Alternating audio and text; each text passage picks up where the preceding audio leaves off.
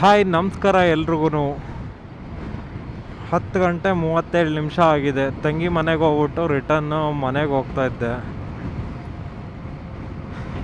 ಈ ಜೀವನ ಹೆಂಗಾಗ್ಬಿಟ್ಟೈತೆ ಅಂತಂದರೆ, ಇವಾಗ ಇದ್ದಿದ್ದ ಟೈಮು ಇನ್ನೊಂದು ಸ್ವಲ್ಪ ಹೊತ್ತಾದ್ಮೇಲೆ ಆ ಟೈಮ್ ಇರಲ್ಲ, ಚೇಂಜ್ ಆಗಿಬಿಟ್ಟಿರುತ್ತೆ. ಇವಾಗ 10:38 ಆಗೈತೆ, ಇನ್ನೊಂದು ಸ್ವಲ್ಪ ಹೊತ್ತಾದ್ಮೇಲೆ 10:40 ಆಗುತ್ತೆ, ಆಮೇಲೆ 11-12 ಗಂಟೆ ಆಗುತ್ತೆ. ಅದೇ ಥರ ಜೀವನ ಹೆಂಗಿದೆ ಅಂತ ಹೇಳಿದ್ರೆ ಇದ್ದಂಗೆ ಇರಲ್ಲ. ಇವತ್ತು ಖುಷಿ ಇರುತ್ತೆ, ನಾಳೆ ದುಃಖ ಇರುತ್ತೆ. ಇವತ್ತು ಕಷ್ಟ ಇರ್ಬೋದು, ನಾಳೆ ಸುಖ ಇರುತ್ತೆ. ಎಲ್ಲ ಟೈಮು ಒಂದೇ ಥರ ಇರಲ್ಲ. ಅದಕ್ಕೋಸ್ಕರ ಎಲ್ಲ ಸಿಚುವೇಶನ್ನ ಎಂಜಾಯ್ ಮಾಡ್ಕೊತ, ಎಲ್ಲ ಸಿಚುವೇಶನ್ನ ಅರ್ಥ ಮಾಡ್ಕೊತ ಜೀವನ ಸಾಗಿಸ್ತಾ ಇರಬೇಕು.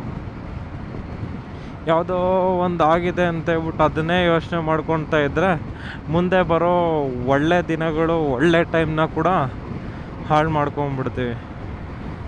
ಅದಕ್ಕೋಸ್ಕರ ಜೀವನದಲ್ಲಿ ಏನೇ ಆಗಲಿ, ಒಳ್ಳೆಯದು ಕೆಟ್ಟದ್ದು, ಒಳ್ಳೇದೊಂದೇ ನೆನ್ಪಿಟ್ಕೋಬೇಕು. ಕೆಟ್ಟೋದ್ರಿಂದ ಒಳ್ಳೆ ಬುದ್ಧಿ ಕಲ್ತ್ಕೋಬೇಕು. ಆರಾಮಾಗಿ ಮುಂದೆ ಲೈಫ್ ಏನಿದೆ ಅದನ್ನು ಲೀಡ್ ಮಾಡ್ಕೊಳ್ತಾ ಹೋಗ್ತಾ ಇರಬೇಕು.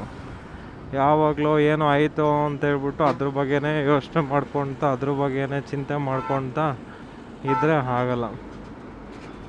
ನೋಡಿ, ಕಷ್ಟಗಳು ಈ ಥರ ಅಡ್ಡ ಬರ್ತಾ ಇರ್ತವೆ.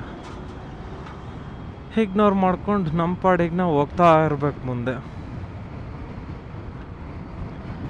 ಬಟ್ ಇನ್ನೂ ಒಂದು ಜೀವನದಲ್ಲಿ ಏನಂತ ಹೇಳಿದ್ರೆ, ನಮ್ಮ ಪಾಡಿಗೆ ನಾವು ಮುಂದೆ ಹೋಗ್ತಿರ್ಬೇಕು. ನಮ್ಮ ಬಗ್ಗೆ ಯಾರೋ ಮಾತಾಡ್ತಿದ್ದಾರೆ ಅಂತ ಹೇಳ್ಬಿಟ್ಟು ಅವ್ರನ್ನ ಜೊತೆ ಮಾತಾಡಿಕೊಂಡು ಅವ್ರ ಜೊತೆ ಏನೋ ಆರ್ಗ್ಯುಮೆಂಟ್ ಮಾಡ್ಕೊಂಡಿದ್ರೆ ಅವ್ರು ಅಲ್ಲೇ ನಿಂತಿರ್ತಾರೆ. ನಾವು ಮುಂದೆ ಹೋಗೋದು ಬಿಟ್ಬಿಟ್ಟು ಹಿಂದೆ ಹೋಗಿ ಅವ್ರನ್ನೇ ಮಾತಾಡಿಸ್ಕೊಂಡು ಅವ್ರ ಹತ್ರನೇ ಇದು ಮಾಡ್ಕೊತ ಇದ್ರೆ ಅವ್ರ ಜೊತೆನೇ ನಾವು ಇದ್ಬಿಡ್ತೀವಿ.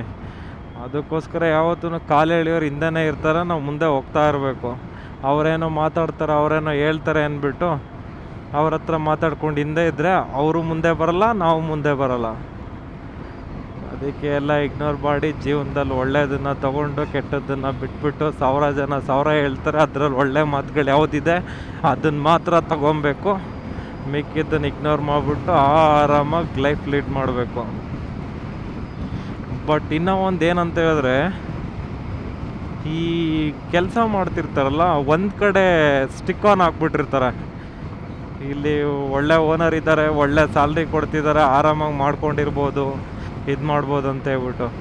ಬಟ್ ಒಂದೇನಾದರೂ ಆ ಕಂಪ್ನಿನಲ್ಲಾಗಲಿ ಆ ಜಾಗದಲ್ಲಿ ಏನಾದರೂ ಪ್ರಾಬ್ಲಮ್ ಆಯ್ತು ಅಂತ ತಿಳ್ಕೊಳ್ಳಿ, ಅಲ್ಲಿಂದ ಹೊರಗಡೆ ಬಂದರು ಅಂತ ತಿಳ್ಕೊಳ್ಳಿ, ಮತ್ತು ಅಲ್ಲಿಂದ ಅವ್ರಿಗೆ ಬೇರೆ ಕಡೆ ಕೆಲಸ ಮಾಡೋದಕ್ಕಾಗಲಿ, ಬೇರೆ ಕಡೆ ಇದು ಮಾಡೋದಕ್ಕಾಗಲಿ ಆಗಲ್ಲ ಅವ್ರ ಕೈನಲ್ಲಿ. ಅದಕ್ಕೋಸ್ಕರ ಅಪ್ಪ ಹಾಕಿದ್ದ ಆಲದ ಮರ ಅಂತ ಹೇಳ್ಬಿಟ್ಟು ಒಂದೇ ಕಡೆ ಇರಬಾರ್ದು, ಬೇರೆ ಬೇರೆ ಕಡೆ ನೋಡ್ತಿರ್ಬೇಕು, ಬೇರೆ ಬೇರೆ ಕಡೆ ಆಪರ್ಚುನಿಟೀಸ್ ನೋಡ್ತಿರ್ಬೇಕು. ಏಕೆಂದರೆ ಇಲ್ಲಿದ್ದಂಗೆ ಅಲ್ಲಿರಲ್ಲ, ಅಲ್ಲಿದ್ದಂಗೆ ಇಲ್ಲಿರಲ್ಲ.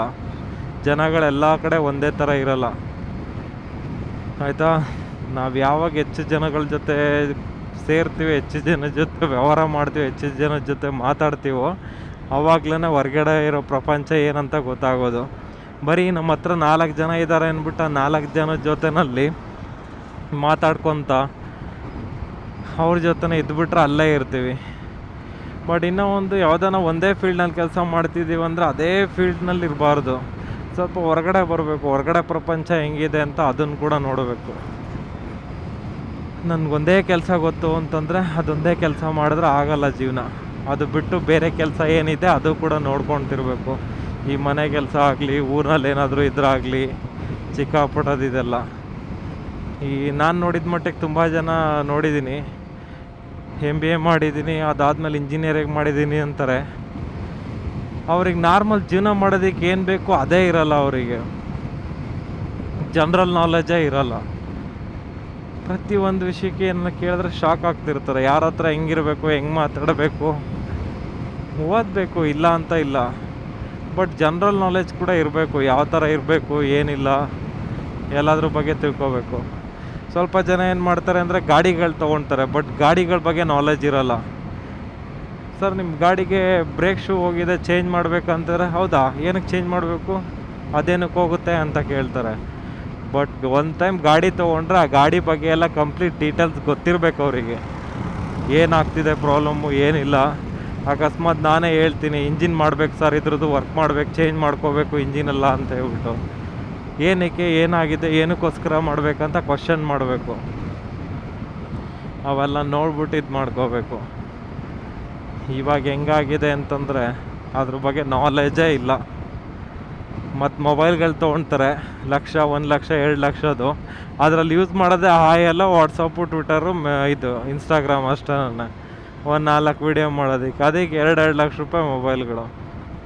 ಏನು ಅವಶ್ಯಕತೆ ಇದು? ಅದರಿಂದ ಏನಾದರೂ ಯೂಸ್ ಆಗುತ್ತೆ ನಮಗೆ, ಅದರಿಂದ ಏನಾದರೂ ಮಾಡ್ತೀವಿ ಅಂತ ಹೇಳಿದ್ರೆ ತೊಗೊಂಡ್ರೆ ನಡೆಯುತ್ತೆ. ಬಟ್ ಶೋಕಿಗೆಲ್ಲ EMIಗಳಲ್ಲಿ ತೊಗೊಳ್ಳೋದು ಮತ್ತು ಇದು ಮಾಡೋದು ಅವೆಲ್ಲ ಮಾಡೋಕ್ಕೆ ಹೋಗ್ಬಾರ್ದು. ಅವ್ರಿಗೆ ಅವಶ್ಯಕತೆ ಇದೆಯಾ ಅದನ್ನು ತೊಗೊಬೇಕು, ಇಲ್ಲ ಅಂತಂದರೆ ತೊಗೊಳಕ್ಕೆ ಹೋಗ್ಬಾರ್ದು. ನೋಡಿ, ಮಾತಾಡ್ಕೊಂಡು ಪಿಣಿ ಹತ್ರನೇ ಬಂದ್ಬಿಟ್ವಿ ನಾವು.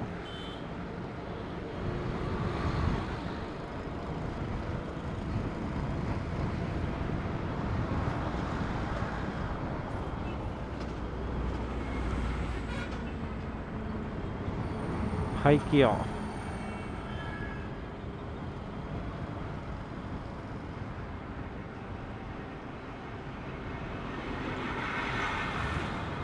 ನೋಡಿ, ಜೀವನ ಕೂಡ ಹಿಂಗೇನೆ. ತುಂಬ ರೂಟ್ಗಳು ಬರ್ತಿರುತ್ತೆ. ನಮ್ಗೆ ಯಾವ ರೂಟ್ ಬೇಕೋ ಆ ರೂಟನ್ನು ಆಯ್ಕೆ ಮಾಡ್ಕೋಬೇಕು. ನಮ್ಗೆ ಯಾವ್ದು ಸೂಕ್ತವಾಗಿರುತ್ತೆ ಅದನ್ನು.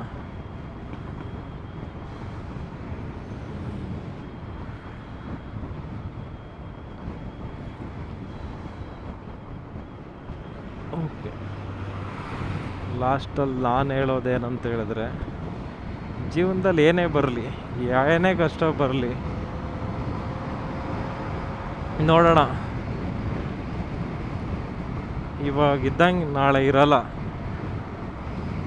ಆರಾಮಾಗಿರೋಣ ಅಂದ್ಕೊಂಡು ಜೀವನ ಮಾಡಬೇಕು. ಚಿಕ್ಕ ಪುಟ್ಟ ವಿಷಯಕ್ಕೆಲ್ಲ ಟೆನ್ಷನ್ ಮಾಡ್ಕೊಂಡು ಏನಕ್ಕೋ ಇದು ಮಾಡ್ಕೊಂಬಿಟ್ರೆ ಏನೂ ಪ್ರಯೋಜನ ಇಲ್ಲ. ಆರಾಮಾಗಿ ಬಿಂದಾಸಾಗಿರಿ, ಆರಾಮಾಗಿ ಜೀವನ ಮಾಡ್ತಾಯಿರಿ. ಅವ್ರ ಬಗ್ಗೆ ತಲೆ ಕೆಡಿಸ್ಕೋಬೇಡಿ, ನಿಮ್ಮ ಬಗ್ಗೆ ನೀವು ತಲೆ ಕೆಡಿಸ್ಕೊಳ್ಳಿ, ನೀವು ಚೆನ್ನಾಗಿರಿ ಅಷ್ಟೇ.